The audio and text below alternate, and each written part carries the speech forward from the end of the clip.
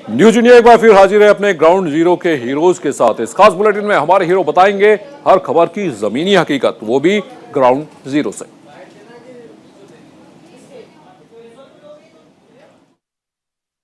हमारे साथ यूपी की महासचिव प्रियंका गांधी वाड्रा जी। प्रियंका जी, आज आप नोएडा में आई हैं, संकरी गलियों में भी आई हैं, क्या माहौल देख रही हैं?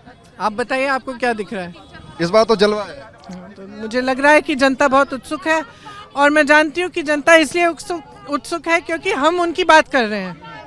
हम इधर उधर की बातें नहीं कर रहे हैं, भटकाने वाली बातें नहीं कर रहे हैं। हम कह रहे हैं कि विकास की बात होनी चाहिए। चुनाव के दौरान जितना भी प्रचार है विकास पे हो, नेता बताएं, सरकार बताए कि क्या किया है जनता के लिए। जनता यही पूछ रही है। लेकिन बीजेपी कह रही है कि कांग्रेस तो कहीं रेस में ही नहीं है। अब बीजेपी का काम है कहना, हमारा काम है कार्य करना। हम कर रहे हैं, संघर्ष कर रहे हैं। आज जब आप सुबह मंदिर गई तो बीजेपी के कई लीडर्स का ये भी कहना है कि मंदिर से शुरुआत आखिर आप कांग्रेस को क्यों सोच रही है? उनको क्या मालूम कि मैं जीवन में कितनी बार मंदिर गई हूँ, मेरा धर्म, मैं अपनी धर्म, मेरी आस्था क्या है, उनको क्या मालूम। वो तो उल्टा सीधा कहते हैं, बस उनका काम ही है। उन्होंने धर्म पर, मंदिरों पर उनकी जागीर नहीं है। भगवान सबके हैं, सिर्फ उनके नहीं है। हम यूपी में इस बार जो आपने नारा दिया है लड़की हूँ लड़ सकती हूँ, उससे कितना इफेक्ट पड़ सकता है?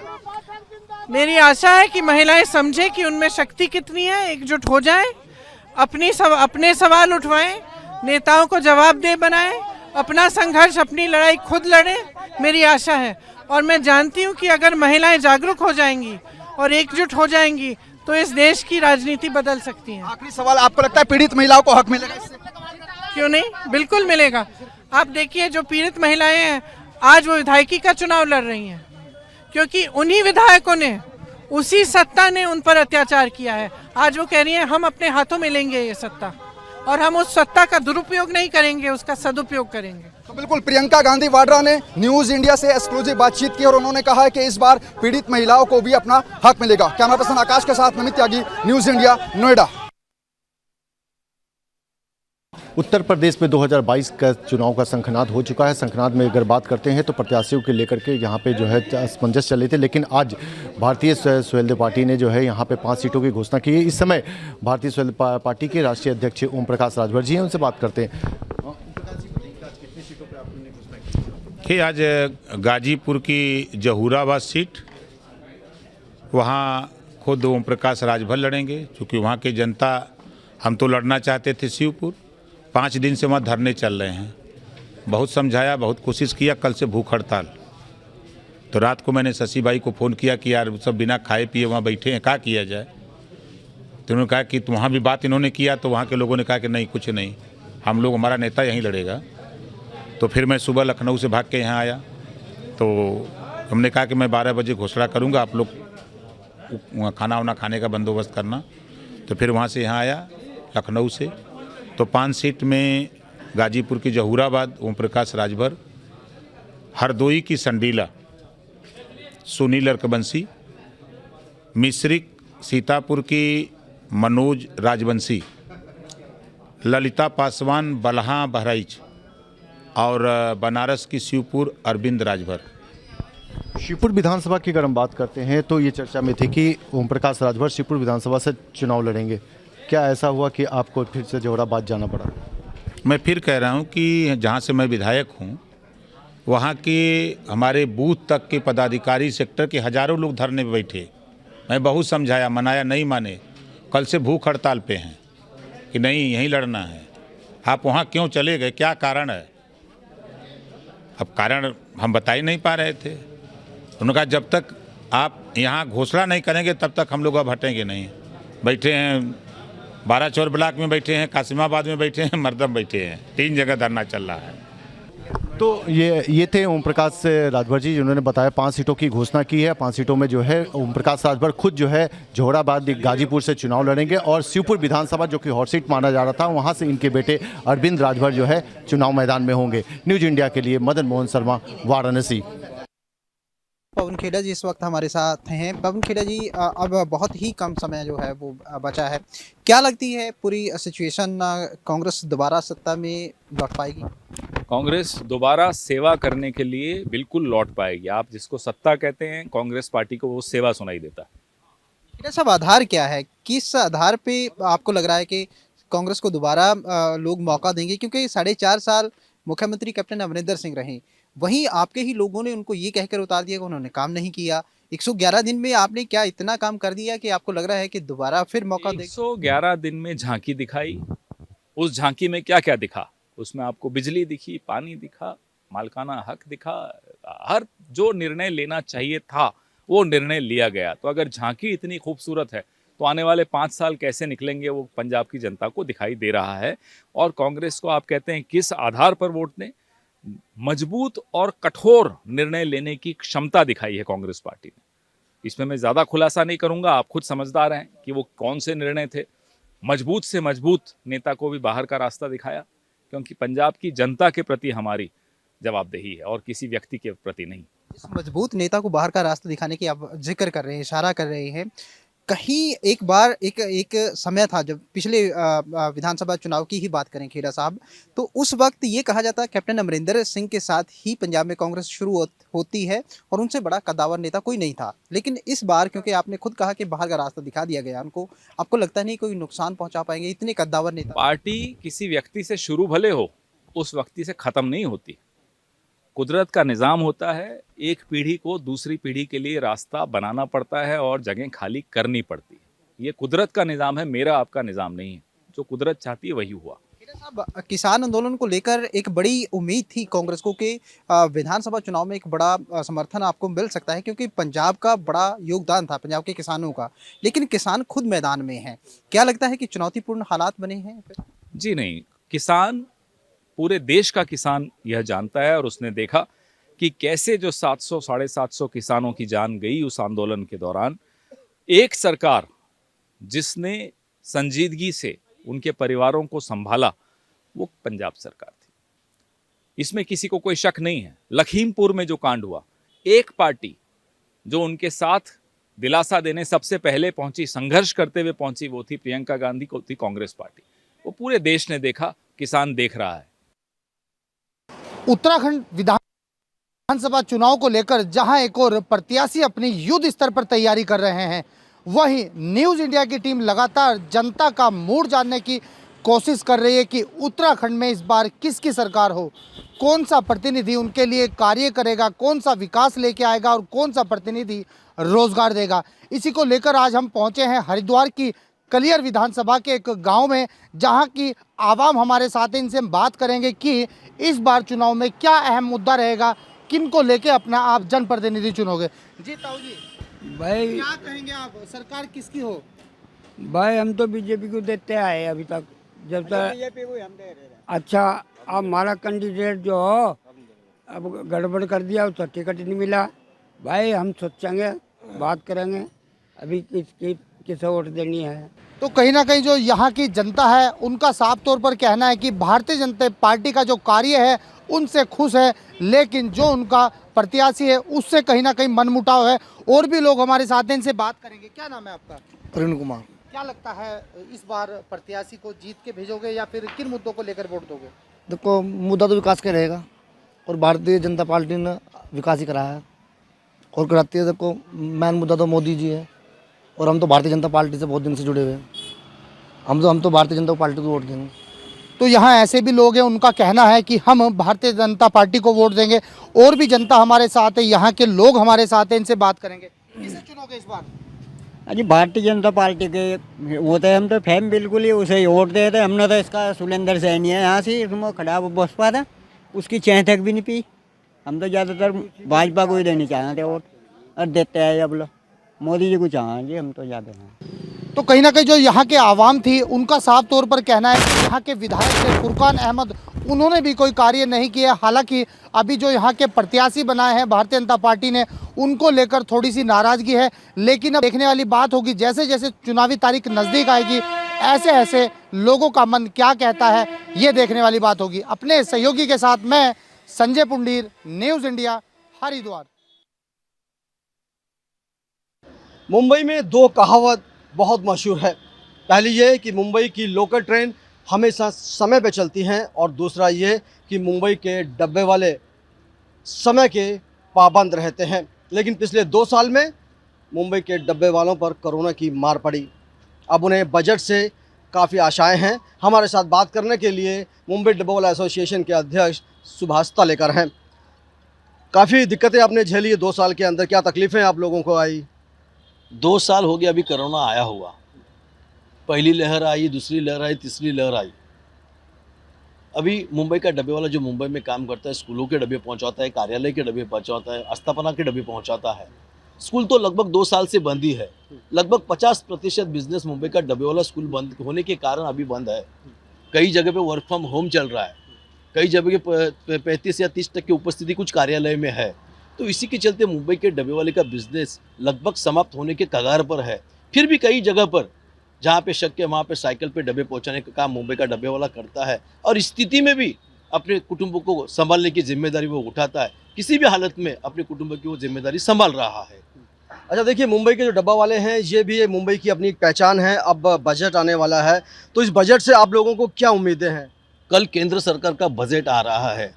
कोरोना की पार्श्वभूमि देखते हुए हमें आशा है कि ये महंगाई पर नियंत्रण लाने वाला बजट होना चाहिए, क्योंकि डीजल की कीमतें आसमान छू रही है, पेट्रोल की कीमतें आसमान छू रही है, जीवनावश्यक वस्तु जो है उनकी कीमतें आसमान छू रही है। एक जगह पर वो महंगाई बढ़ रही है, एक जगह पर रोजगार जा रहा है।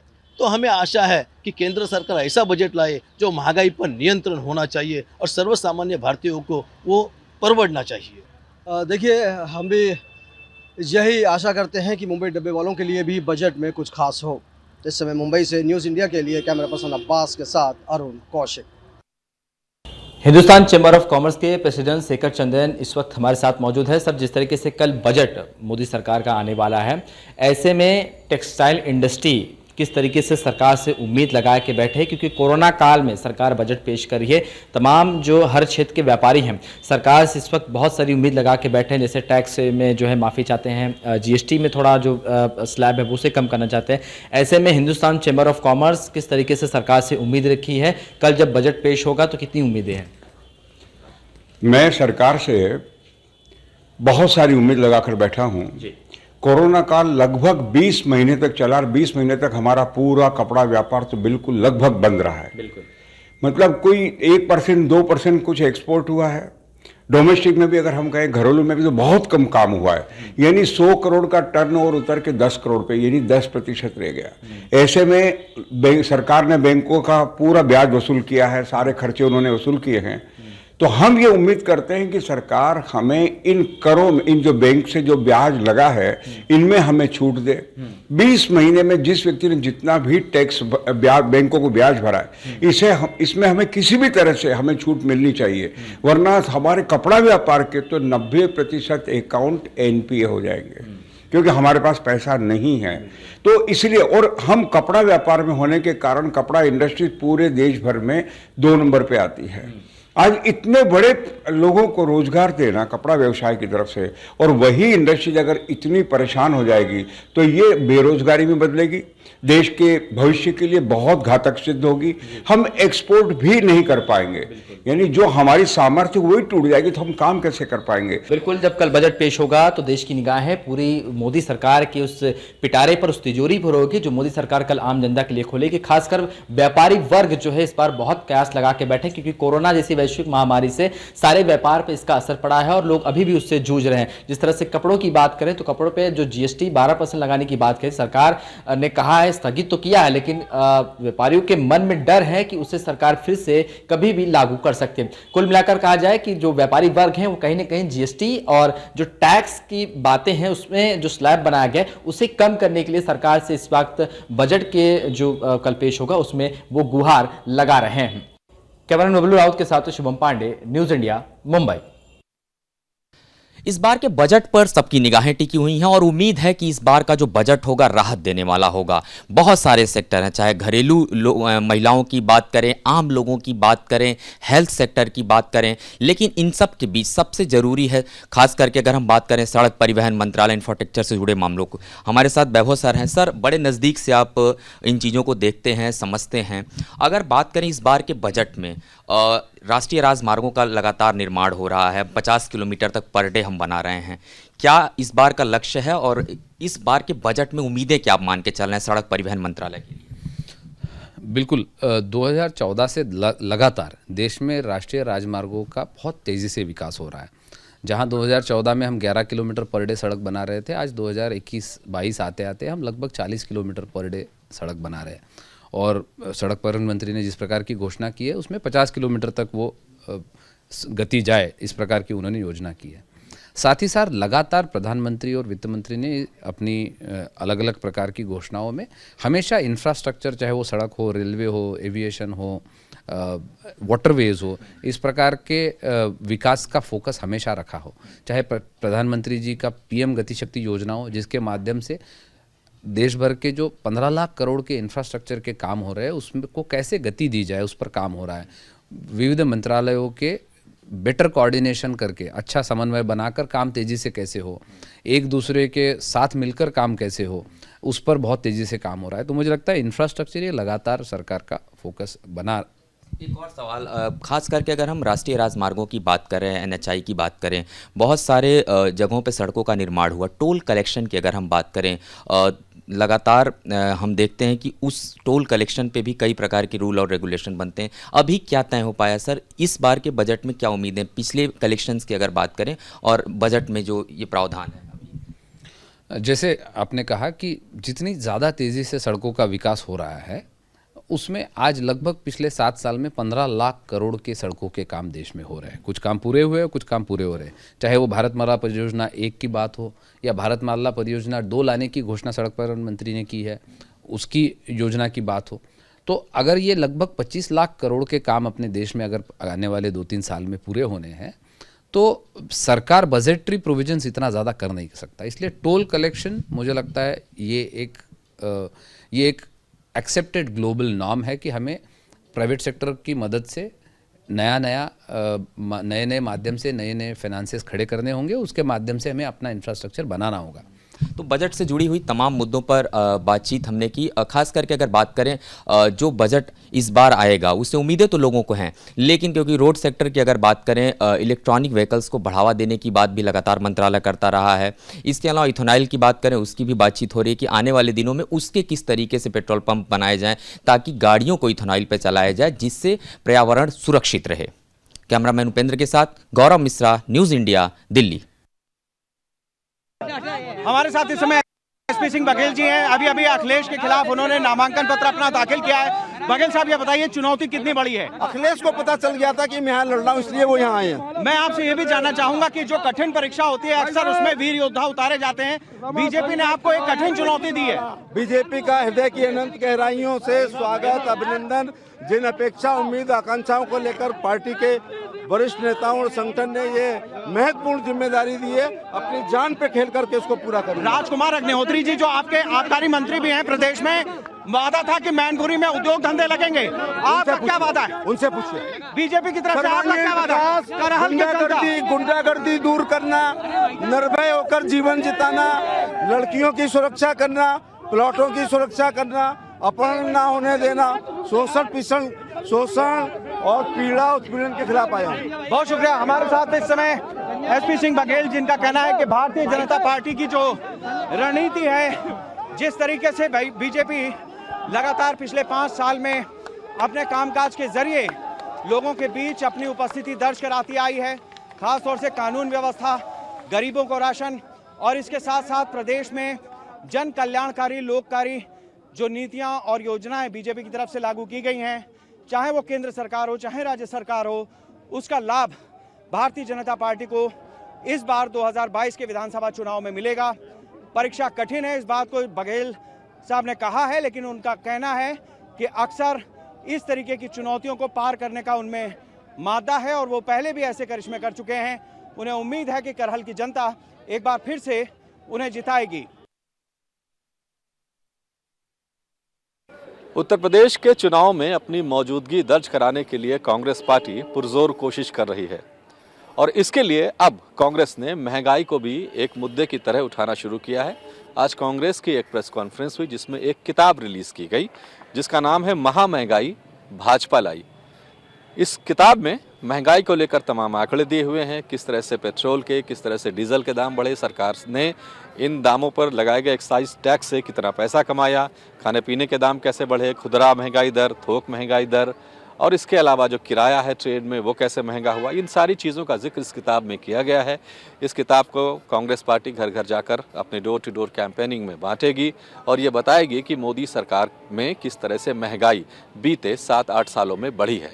तो कांग्रेस की कोशिश है कि महंगाई को भी विधानसभा चुनाव में एक मुद्दे के तौर पर उठाया जाए। कैमरा पर्सन सुंदरम के साथ मैं विवेक तिवारी, न्यूज़ इंडिया, लखनऊ। ये नारेबाजी हो रही है और इस वक्त अंदर से आप देख सकते हैं कि पंजाब कांग्रेस के अध्यक्ष नवजोत सिंह सिद्धू बाहर निकल रहे हैं और लगातार एक बाहर जो है वो नारेबाजी हो रही है कांग्रेस के खिलाफ, नवजोत सिंह सिद्धू के खिलाफ। क्या माजरा है, क्या मामला है, किस लिए विरोध प्रदर्शन हो रहा है, बात कर लेते हैं। दलित विरोधी, दलित विरोधी मैं ਇਹ ਹਾਲ ਹੈ ਲੀਡਰਾਂ ਦਾ। ਇਹੀ ਸਿੱਧੂ ਹੈ ਜਿਹੜਾ ਕਹਿੰਦਾ ਸੀ ਇੱਕ ਪਾਰਟੀ ਇੱਕ ਪਰਿਵਾਰ ਇੱਕ ਟਿਕਟ। ਇਹੀ ਸਿੱਧੂ ਹੁਣ ਦੇਖ ਲਓ ਕੀ ਕਰਦਾ ਦਲਿਤਾਂ ਨਾਲ।